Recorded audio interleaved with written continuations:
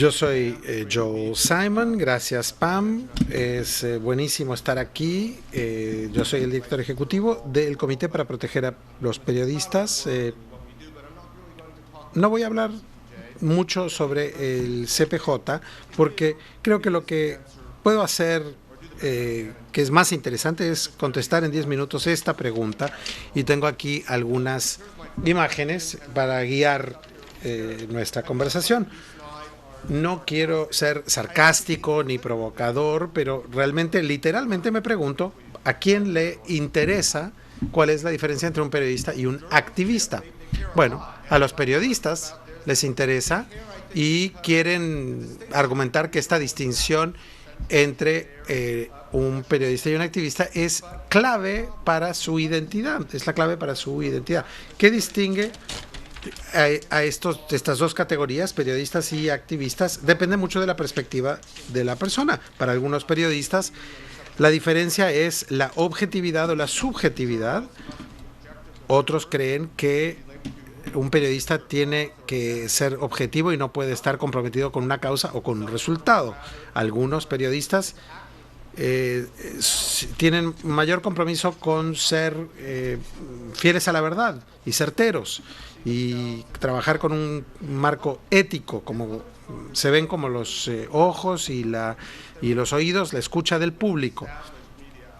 Otros trabajan haciendo una diferencia entre lo que se publica en Twitter o Facebook, y esto no nos convierte en periodistas. A las organizaciones de los medios, obviamente, sí les interesa esto porque contratan a los periodistas y necesitan saber qué es un periodista. Muy a menudo creo que esto tiene que ver con el tipo de capacitación o un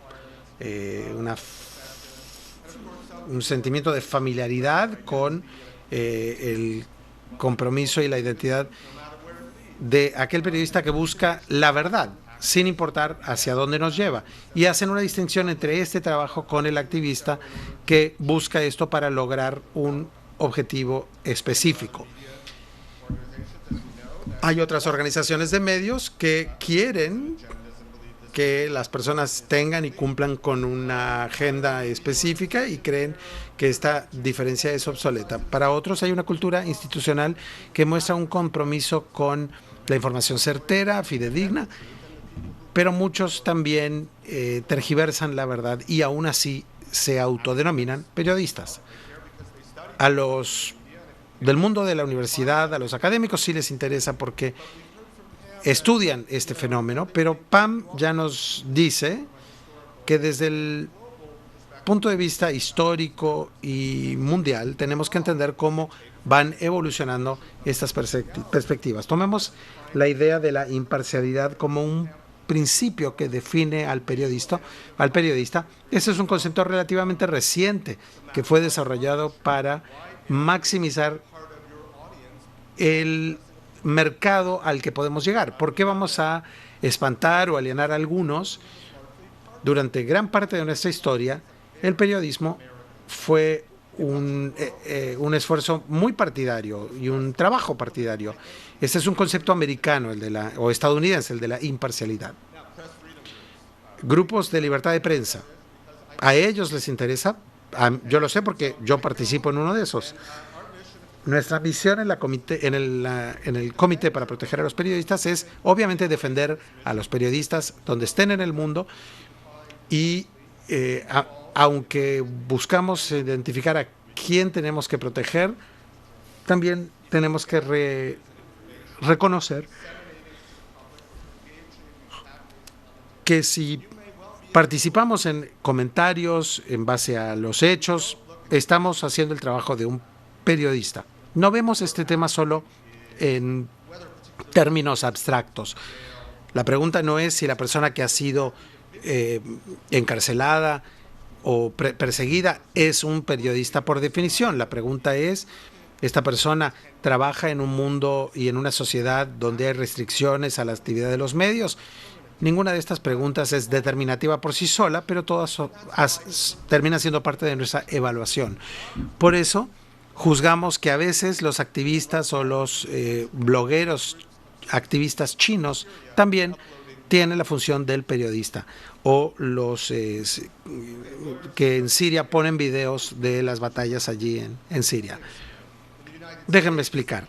En Estados Unidos hay un gran debate sobre si la cláusula de la primera enmienda de la Constitución protege a los periodistas. Muchos estudiosos universitarios dicen que no. Hay protecciones especiales, protecciones que están ya reconocidas en los estatutos y en la legislación de muchos estados. Pero hay una contraparte. Si vamos a proteger a los periodistas con medidas legales, también tenemos que tener una definición estricta, y no nos parece justo que sea el Congreso, jueces, los que vayan a decidir quién es o no un periodista, cuando este es un ambiente muy fluido. Y más preocupante aún cuando vemos el tema desde la perspectiva mundial. ¿Realmente queremos que sea el gobierno de Rusia o de Turquía que vaya a decidir quién es o no un periodista? Los periodistas en general no tienen derechos especiales bajo la ley internacional.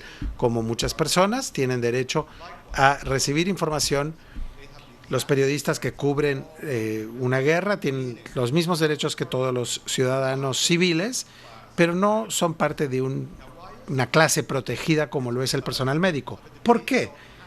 Esto por un debate que ocurrió hace medio siglo atrás, donde se revisó las cláusulas de la Convención de Ginebra, y los periodistas mismos se oponían a este estatus o reconocimiento especial.